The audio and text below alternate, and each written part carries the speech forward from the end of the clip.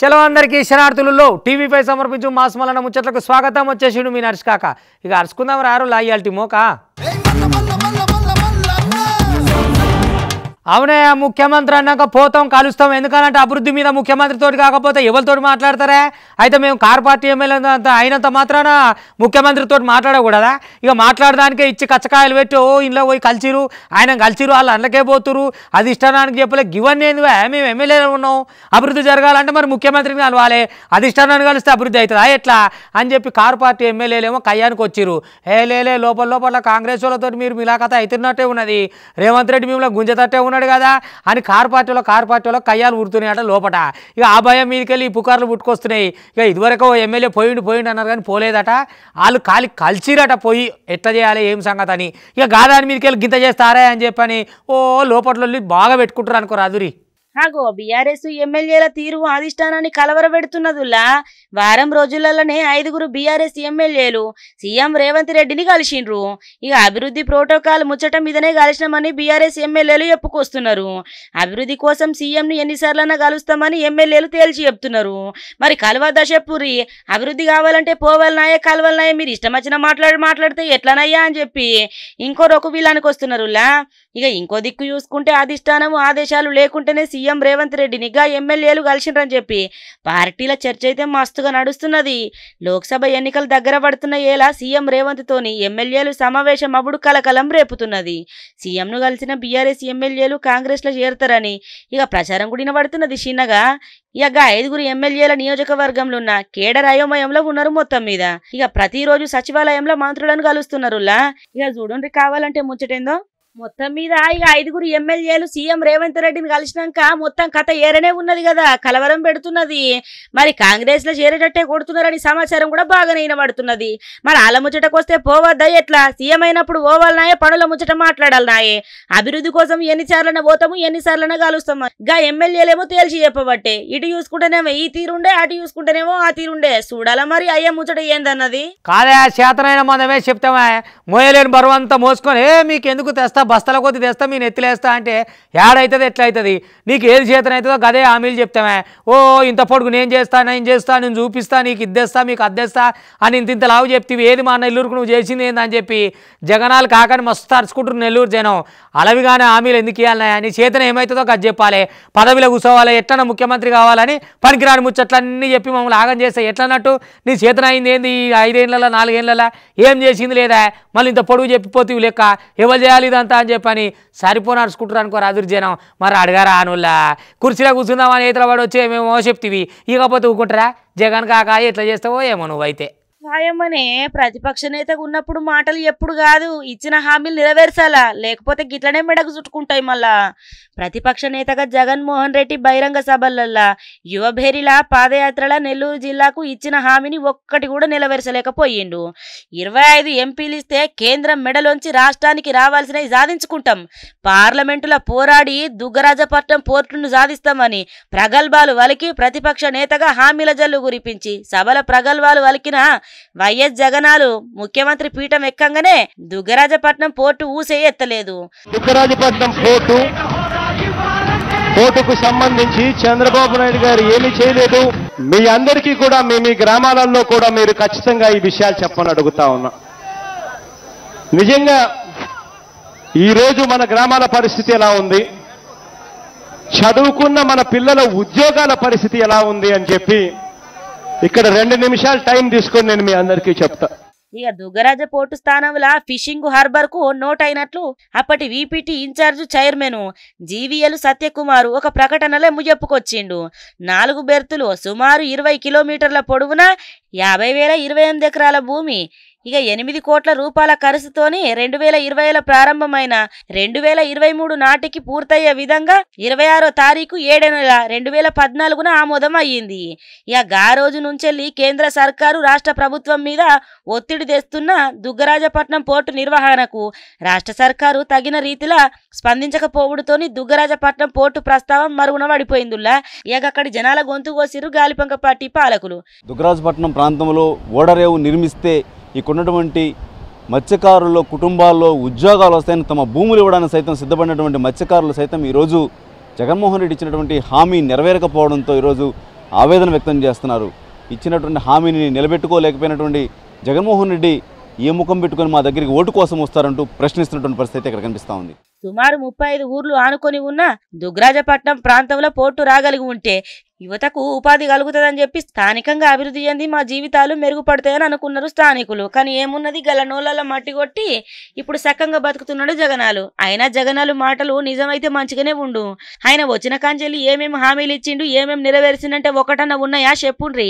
ఇక ఉత్తగానే రాసుకోవాలా ఇవి తూడిపోయాలా గట్ల అన్నట్టు ఈ చెవ్వ ఇనాలా ఈ చెవ్వ ఇడిసబెట్టాలా. ఇక గనేది కూడా గదే ముచ్చట. మొత్తానికైతే మస్తు గరం అవుతున్నారు ఈ ముచ్చట మీద అక్కడ స్థానికులంతా కూడా. ఇక ఏదేమన్నా పార్లమెంట్ ఎన్నికలు కూడా ఇడిచేది లేదు. ఇన్ని వృద్ధుల తర్వాత మనకు అసెంబ్లీ చేజిక్కింది, పాలనలోకి వచ్చినాం. ఇక పార్లమెంట్లో కూడా మనమే కొట్టాలి హారను, ఏదేమన్నా బిరుగ పట్టాలి సుమా అని చెప్పని ఇక డిప్యూటీ ఉప ముఖ్యమంత్రి ఉన్నాడు కదా బట్టి విక్రమార్క, ఇక గట్టిగానే తిరుగుతుండే ఆయన కూడా. ఇవాళ పట్నంలో పెట్టిండు మీటింగు కార్యకర్తలతోటి. ఏదేమున్నా సరే ఈ తేప మనం జరిగేది లేదు సుమా, సరిపో నడుచుకోవాలి, కార్యకర్తలంతా గోసులెగ్గోసి తయారుగా ఉండాలని చెప్పి దండిగా చెప్పుకొస్తున్నాడు. ఒక్కసారి బట్టి ముచ్చటనే ఇందాం రారు గట్టిగా. ఆగో పార్లమెంటు ఎన్నికల మీద కాంగ్రెస్ పార్టీ అయితే మస్తుగా ఫోకస్ పెట్టింది. మంత్రులంతా నియోజకవారీగా గాల సమీక్షలు చేస్తున్నారు. ఇక గిట్ల భాగంగా సికింద్రాబాద్ నియోజకవర్గంలో డిప్యూటీ సీఎం బట్టి విక్రమార్క సమీక్ష పెట్టే ఇక సీతాపల్మండి నామాల గుండులున్న బిఎన్ఆర్ ఫంక్షన్ హాల్కి సమావేశం అయ్యింది.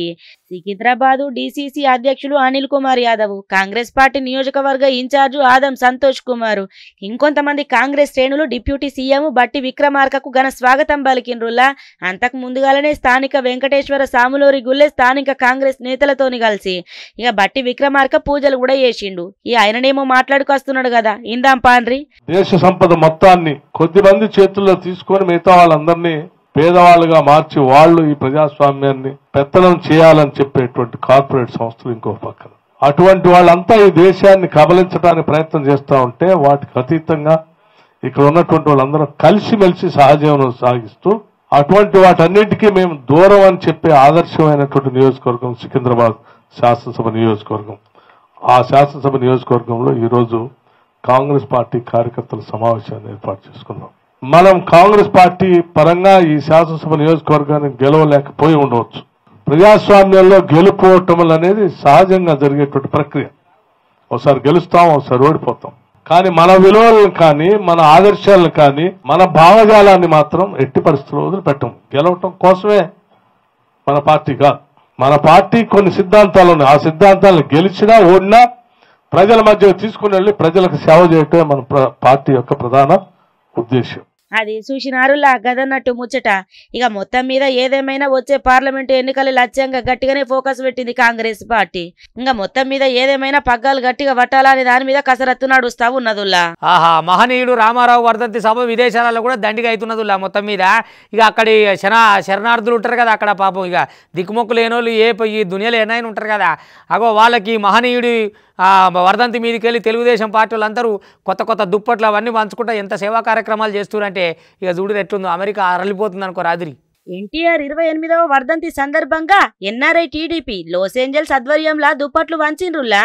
స్వర్గీయ శ్రీ నందమూరి తారక రామారావు గారి 28వ వర్ధంతి అయితే జోరుగానే అయ్యింది. ఇంకా ఈ సందర్భంగా ఎన్ఆర్ఐ టీడీపీ లాస్ ఏంజల్స్ ఆధ్వర్యంలో లాస్ ఏంజల్స్ డౌన్ టౌన్ లా శరణార్థులకు దుప్పట్లు పంపకం చేసిర్రు. ఇక ఈ కార్యక్రమంలో ఎన్టీఆర్ అభిమానులు, తెలుగుదేశం నాయకులు పాల్గొని రామారావు గారి చిత్రపటాలకు నివాళులర్పించడం జరిగింది. ఇక చూడుండ్రి, ఇక మహానుభావుడికి అభిమానులు ఎంతమంది ఉంటారు చెప్పుండ్రి. ఇక లెక్కలేనంత మంది అభిమానులాయే. ఆయన జయంతి జరిగినా వర్ధంతి జరిగినా ఏదో ఒక రూపంలో గిట్లా మంచి చేస్తూనే ఉంటారు అన్నట్టు. మొత్తం గిద శరణార్థులకు ఆయన వర్ధంతి సందర్భంగా గీ తీరుగా దుప్పట్లు వంచిండ్రు. అమ్మ పెట్టదు అడుకొని తిననియదు, ఆయన మన పని చేయము చేస్తే ఓరం అన్నట్టే ఉన్నది గాలిపంక పార్టీ వాళ్ళది. ఇక ఇటు ఎంపీ నిధులకి వెళ్ళి కేసీఆర్ నాని ఉండి ఇక ఇంతో అంతో పైసలు ఇచ్చి సీసీ రోడ్లు వేయించిండు చిత్తూరు జిల్లాల హిందూపురంలా. ఇక వేపిస్తే కాంట్రాక్టర్ను పట్టుకొని ఇక గాలిపంక పార్టీ వాళ్ళు ఊకుంటారా? అగో మాకు తెలియకుంటే ఎట్లేస్తావా నువ్వు, టీడీపీ పైసలతో ఎట్లేస్తావా నువ్వు, గట్టెట్లుంటుందా ఇక్కడ మా పర్మిషన్ ఉండాలి కదా, నువ్వు ఎట్లేస్తావు అని చెప్పి ఆ కాంట్రాక్టర్ని గుత్తేదారిని చాలా పరిశాన్ చేసేటాలకు ఈ పాపం పాడైపోయి ఏడుకెళ్ళి వచ్చినా అది గోగోలరా నాయన నాకు ఈ లొలి పాడై బతితో బాధ ఉంది, బతకపోతే బాధ ఉంది, బావు కోసం అని వాళ్ళు రోడ్డు ఏమంటే వీళ్ళేమో కులదేమేమన్నా కాడికి వచ్చిర్రు అని చెప్పని ఇక వేసిన రోడ్డు చేసి పెట్టి మొత్తం ఏడు కాడికి కూడా తెప్పించిండు. గంత ఓర్వని చేతలు గంట కంటమంటలు ఉంటాయి ఈ గాలిపంక పార్టీలకు. ఏం చెప్తాం ఇలా కాలనీలకు ఆయమన్నా రోడ్డు వేయించి మళ్ళీ దాన్ని జేసీబీ పెట్టి పొక్కలు పెట్టిపిస్తే ఏమన్నా అర్థం ఉందా? ఇక ఇక చూడు పెచ్చలో వేసిన రోడ్ అంతా కూడా విక్కిపిస్తారు. గది జగనాలు నీ అభివృద్ధికి ఇట్లుంటే చూసుకోవచ్చు అని సక్కదనం పాడైపోను అమ్మ పెట్టదు అడక తిననియదంటే గిదే కావచ్చునుల్లా. మీరేమో మంచి చేయరాయే చేత్తా అని పోయినోళ్ళని కూడా ఆగం చేసుడే నాయి. గాలిపంక పాటోల లెక్కలంటే ఎట్లుంటాయి ఎరకనే కదా మరి. శ్రీ సత్యసాయి జిల్లా ఎంపీ కేసినేని నాని నిధులతోని లేపాక్షి మండలం నాయనపల్లిలో వేసిన సీసీ రోడ్డును రవ్వేయాలని చెప్పి గాలిపంక పార్టీ నాయకులు బెదిరింపులు చేస్తున్నారట. హిందూపురం ఎమ్మెల్యే బాలకృష్ణ అభ్యర్థన మేరకు ఎంపీ నిధుల నుంచెల్లి పోయిన ఏడాది 25 లక్షల దాకా కేసినేని నాని ఇచ్చిండట. ఇక ఇంకేమున్నది వచ్చిన పైకంతోని రోడ్లు మంచిగా చేసిండ్రు. లేపాక్షి హిందూపురం మండలాలలోన్న కొన్ని ఊర్లల్లా పోయిన ఏడాది మురుగునీటి కాలువలు సీసీ రోడ్లు నిర్మించిండ్రు అధికారులు. ఇక అనుమతి లేకుండా సీసీ రోడ్ ఎట్లెత్తారని చెప్పి గుత్తదారుడికి బెదిరింపులు చేసిరట గాలిపంక పార్టీలు. ఇక గాలిపంక పార్టీ నాయకుల దాష్టికంతో ఇసికిపోయిన గుత్తదారుడు ఇక నేను వేసిన రోడ్డును నేనే దవ్వెత్తా అని చెప్పి ఇక సీసీ రోడ్డును జేసీబీ తోటి మొత్తం తీసేసిండుల్లా. కావాలంటే చూడుండ్రి ఓర్వలెంతనాలంటే గివ్వే కదా మరి. మంచి చెయ్యరాయే మిమ్మల్ని నమ్మినాన పోతే పుచ్చి పురలాయే అన్నట్టు మీరు ఒక్కటన్నా సకంగా వేసింది లేకపాయే. ఇంకా మా అనుమతి లేకుండా ఎట్లా చేస్తారు అదేంది కథ ఇదేంది కథ అని గైనని బెదిరిస్తే ఉన్న రోడ్డు ఏస్టైన తోట తీపిచ్చే గింత అన్నలం ఉంటుందా చెప్పుండ్రి. ఏమన్నా చెడతనం చేసి రాలేకపోతే వాళ్ళనన్నా ముంచిండ్రా.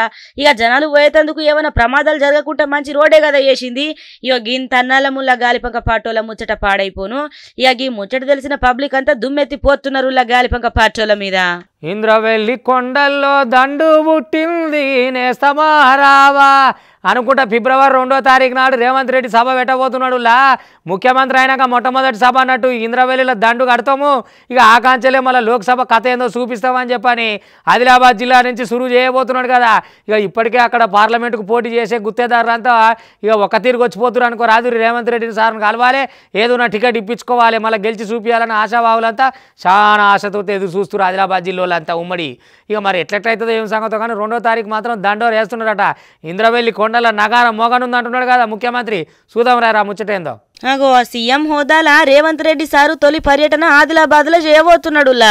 ఫిబ్రవరి 2వ తారీఖు నాడు ఇంద్రవల్లి పర్యటనల భాగంగా భారీ బహిరంగ సభలో పాల్గొంటున్నాడు. ఇంకా రేవంత్ రెడ్డి సారు ఈ సభతోనే పార్లమెంటు ఎన్నికల సమరశంఖం పూరించబోతున్నాడు. ఇక అసెంబ్లీ ఎన్నికలు అయినాకట ఇప్పుడు అందరి దృష్టి కూడా పార్లమెంటు మీద పడ్డది. ఇక ఆదిలాబాద్ లోక్సభ కోసం పోటీ చేసేందుకు కొంతమంది ఆశావాహులు ప్రయత్నాలు అయితే బాగానే చేస్తున్నారు.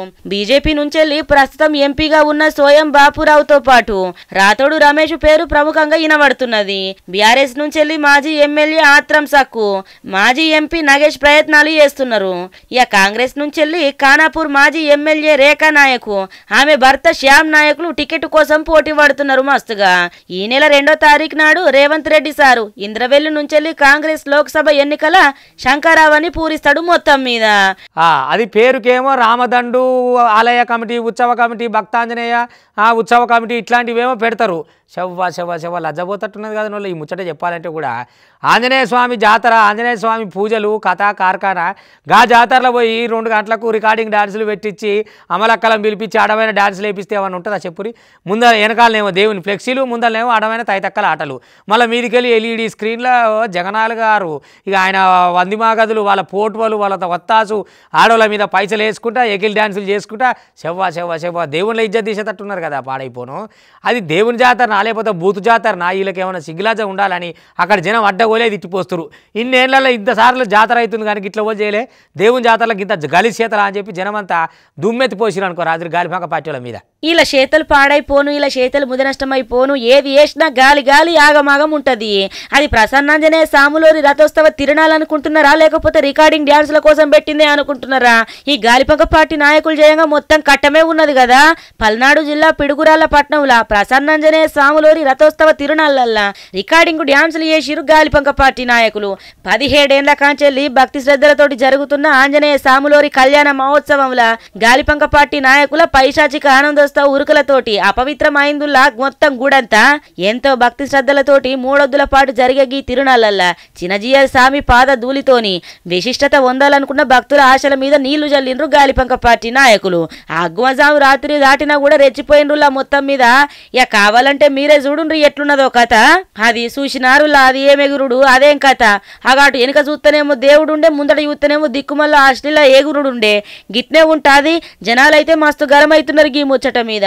ఇక గింతగానం గిట్ల సిందులు వేసుకుంటా ఆగమాగం చేస్తా ఉన్నా కూడా పోలీసులు మాటలు అంటారా అనరు. 2:30 దాకా కూడా గిట్లనే వేసుకుంటా సై ఆటలు ఆడినరులా. స్క్రీన్ల మీద లోకల్ యూత్ లీడరు పవరన్ రెడ్డి బొమ్మలతోటి రెచ్చిపోయి డాన్సర్లతోటి జతగట్టిండ్రు వార్డు కౌన్సిలరు. కుప్పలు తెప్పలుగా ఎన్ని సమస్యలు ఉన్నా గానీ తీర్చుడైతే సాత కాదు గాని గిట్ల అమ్మాయిలను తీసుకొచ్చి సింధులేసుడు సాతనైతదా అని చెప్పి జనాలు మస్తు గరమైతున్నారు. దేవులు ముంగడ గిట్ల ఏసుడు ఎంత దాకా కరెస్టు, ఎన్నడు లేని పోకడ, గాలిపంక పార్టీ వింత చేష్టలకే పరిమితం అని చెప్పి ఇన్నాళ్ళ నుంచి పవిత్రంగా సాగుతున్న తిరునాళ్లను గాలిపంక పార్టీ నాయకులు డాన్స్లతోటి మొత్తం భ్రష్టు పట్టించిండ్రని భక్తజనం మస్తుగా గరమైతున్నారు. అయ్యో పాడైపోను మందిని ముంచింది చాలేదారయ్యా. ఆఖరికి ముత్యాలమ్మను కూడా ముంచుతారా చెప్పురి.